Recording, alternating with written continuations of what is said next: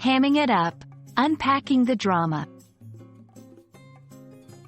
Hey there, language enthusiasts. Today, we're diving deep into a fun and theatrical phrase, ham it up. Ever heard of it? Stick around to understand its origins, meanings, and how to use it like a pro. Ham it up is a colorful and informal expression in the English language.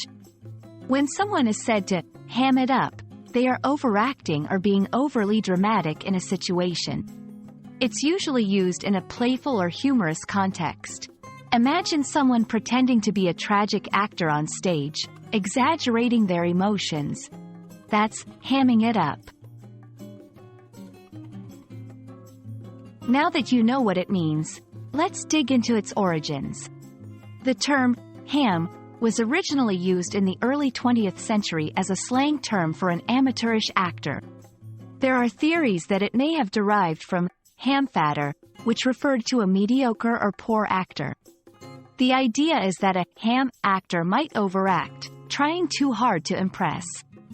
So when we say someone is hamming it up, they're acting in an exaggerated manner, just like those amateur actors from the past.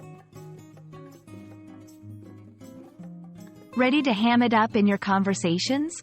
Here are some examples. 1. At the party, Jake decided to ham it up by pretending he was a famous Hollywood star.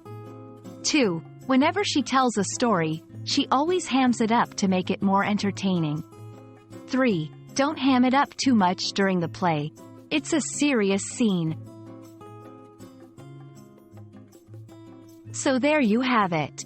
Ham it up is all about adding that extra flair and drama, even if it's just for laughs. Next time you see someone being extra dramatic, you'll know exactly what phrase to use. Hope this added a fun twist to your English vocabulary.